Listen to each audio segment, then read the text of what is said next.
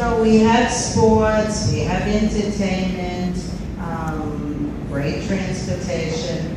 You know what I found in Brooklyn, and we found in our work and talking about good times, bad times, all times, is during the downturn, we found that, and actually the average over the last 10 years, that more restaurants and food establishments located and opened in Brooklyn than all in Manhattan. The averages were incredible. And I think some of the great restaurateurs now are not only putting their roots in Brooklyn, coming out of Brooklyn, but expanding in Manhattan, turning into the big hospitality group. So I always tell everybody, going to my fashion question, that fashion follows food, and that creates the destination. So I know there's a very famous restaurant in Coney Island called Gargiulo's, right? Gargiulo's? Gargiulo's, sorry.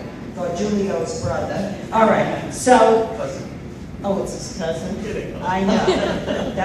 We're going to work very well together. I'm feeling, you're good. You're good. So far, but you could fail. You could, you know. Be careful now. Don't get overconfident. Is that an order? They should know better. Ask your family.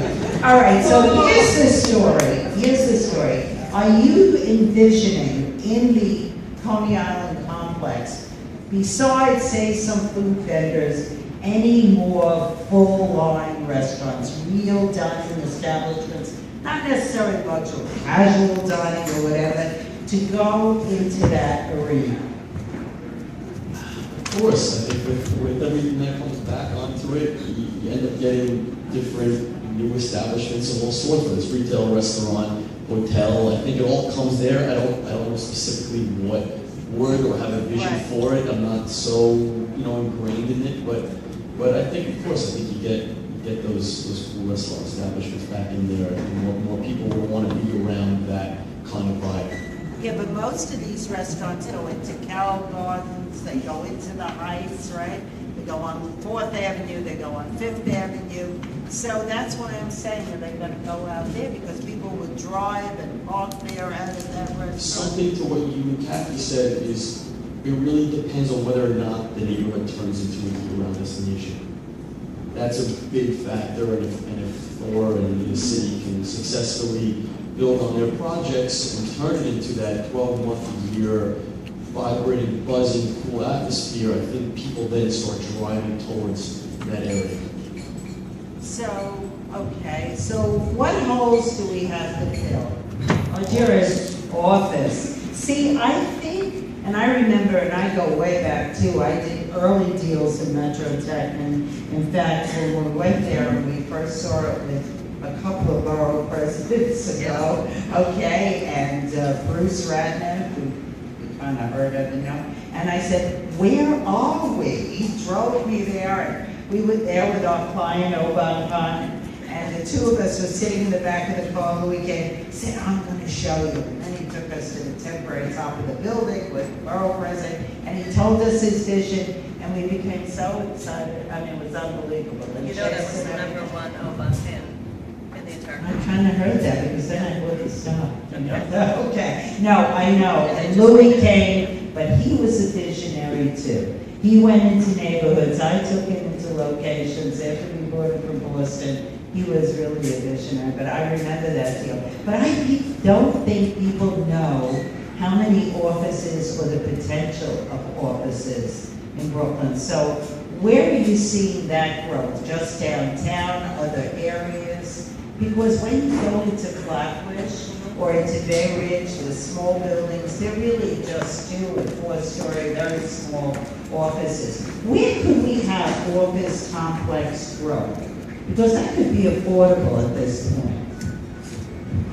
There seems to be actually quite a bit of a call for office in the downtown Brooklyn area. One of the interesting stories, I think, revolves around JP Morgan. And, Well, that was their anchor. Right, so they were our anchor at Metro Tech. And right before Sandy, they were going to put a large block of their space in the building that they have in Metro Tech on the market, sublease. Sandy came, they moved 1,000, 1,500, 2,000 workers into the building that were displaced. Came time to move them back out, they said they wanted to stay. So they now have completely filled that building.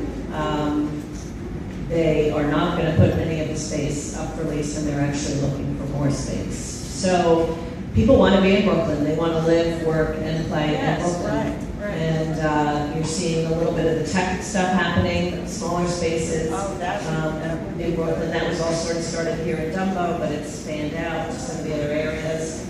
I don't think we are ready to do a spec office building necessarily, a large spec office building, but we would certainly look at mixed-use developments that have an office component to them.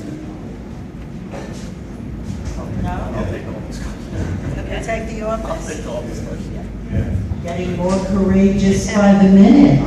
I'm Okay. excited about Brooklyn office. I really Okay, am tell very us. excited. Yeah. You have Domino Sugar, you have these square feet of office coming out. I wrote it down, you have 2.5 million square feet of office. No, sorry, what is it? Domino Sugar, I forget, I wrote it down. You Okay. gotta write this meter, right? That's not what it's. Half a million, sorry, Yes, half all a million. together. It's a 500,000 square feet of office in Domino Sugar. You have 1 million Okay. square feet coming to Dumbo Heights. 2 million more square feet coming to the Navy Yard, like we were. You have Jamestown redeveloping 6.5 million square feet going in Industry City. Right. So I think all of these office complexes turn into, the 24/7 Brooklyn that we all want it to be. And so again, talking about filling in the holes, it fills in all those holes, and that's what makes me so excited about Brooklyn as well. So, those people now start living, working, sleeping, playing, it all comes full circle for Brooklyn. And here's our next political candidate running for Brooklyn. We always like to engage the audience. Not that I'm taking it away from the panelists, but I want to be sure that we're answering the questions or giving you the information you came here to hear. So, are there going to be some questions? Listen, we're fearless up here. Fearless. You saw my crowd. You see, you don't have to be smart. Just be with smart people. So, tell me, questions? Yes, Linda? I'd like to talk about affordable housing. The mayor's plan for 150,000 units of affordable housing primarily addresses lower income, low income affordable housing. What we're missing in his plan, and many of the plans today, is middle income housing. It used to be the old Mitchell Bombers, Park West Village. We had a lot of those in the 1960s through the 1980s. Are any of those 2,000 units that you're preparing to be put into the affordable income arena, are any of those middle income? Did everyone hear the question about affordable housing? Okay. Okay, so I'm not a residential person, so I don't have all of the numbers, but some of our buildings are what we'll call 50, 30, 20, and they do address a variety of income bands. And so it takes you from, sort of the lowest levels up to middle income. So yes. Where else? Questions? How about, yes, go ahead. Can you stand up, tell us who you are and yes. I am Mark Simon. I'm with Madison Realty Capital. And what is your area of expertise, Mark Simon? I do property acquisition and loan originations for Borough and neighborhood. Okay, gonna speak up. What is your question? So my question is the growing technology sector, especially with millennials. How do you think that's going to affect Brooklyn retail?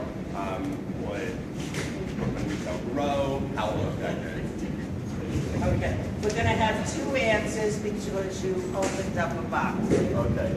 So going back to what I said before about people wanting experience, we were all worried about, it goes back years, right, when they thought that the watch would be replaced by Casio and technology, and nobody's going to want this, Rolex, or they don't want it. That didn't happen. And then the same thing happened today where you have people thinking that retail's going to die because everybody can go on J.Crew and Amazon and shop online, and they're never going to have to leave their houses. But I think it did the opposite. Because of all that, you can get all your simple groceries or all those simple easy products online, but people are going to be aching for an experience. So you have all these spaces now being transformed into experiential things like Saturdays NYC in Soho, on Crosby Street. They have a coffee shop and a surf shop, videos going on, and they sell clothing, and they have a hangout area in the back. You have, like I was speaking before, Blind Barber. It's a barber shop with a bar in the back. I mean, people just become starved for experiences, and I think that's what also helps restaurants and food and beverage. People want to see people more. They want to drink and hang out and break bread, over lunch and dinner. And I think it helps the best neighborhoods, and it just makes those neighborhoods stronger.